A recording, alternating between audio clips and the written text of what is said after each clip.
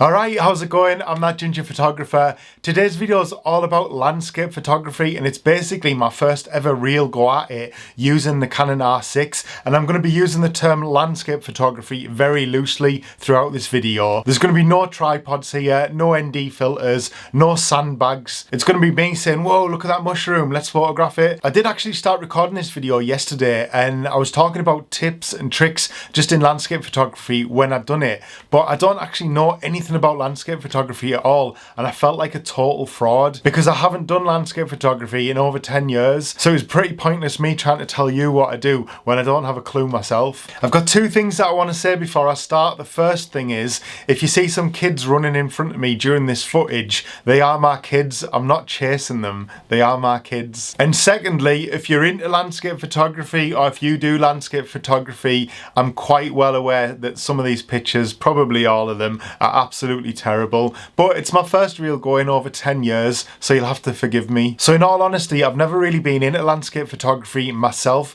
purely because there's people that do it so well, and they've got all the gear, they've got dedication, the hike for 4 hours, and I just don't think I've got that in me, especially the hiking. I know I don't have that in me, but just the dedication and the patience, and people do it so well. It's quite daunting when you see some of the pictures that people have got, like in the lakes and in the mountains, to think that I've got a daft picture of some trees that don't even compare, they're not even in the same league. So I've never really even given it a go, and I've never even thought about giving it a go. So it's not that I don't like it, it's just that I think people do it so well, you've got to be really dedicated to kind of get into it. So getting out of that mindset, that was the first real battle for me, because I didn't really want to go out anywhere. It was a really dark, windy day, but I just thought I needed to get out. And we got out, we went about 45 minutes down the road, and we went out for about 2 to 3 hours, straight uphill as well. And it was absolutely amazing, the views were beautiful. And again, I just got out of that mindset that I can't do it, and I shouldn't even be trying to do it. It was just nice to give something else a go, in all honesty. The great thing that I realised about landscape photography was that you don't have to be rushed, and you can take your time,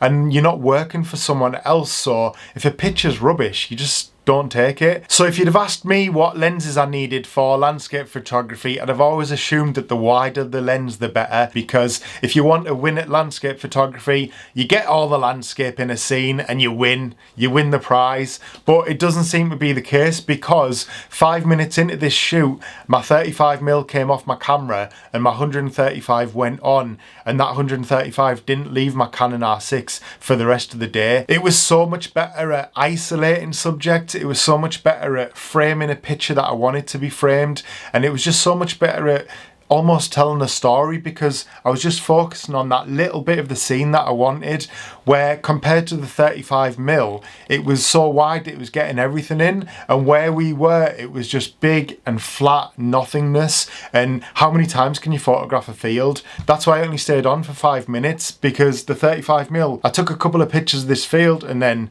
that was it, done. How many more times could I photograph it? So that's the first takeaway that I took from giving this a go, was that it doesn't always have to be a wide lens. Using that 135mm completely changed my mindset on what lenses I'd use next time I go out. The next thing I realised on this shoot was that shooting through things still works, and it still works really well. It's something that I do in other jobs, so commercial jobs and wedding photography. I'll shoot through a scene, and that still works on landscape photography. So whether it's a bit of branch, a bit of tree in the foreground, then you've got your landscape in the background, or just getting down a little bit low and shooting through the grass, it really works, and it really helps to kind of add a bit of foreground to a picture. Off the back of that, just realizing that all the pictures don't have to be taken from the height that where you're standing, or they don't have to be taken from a tripod height.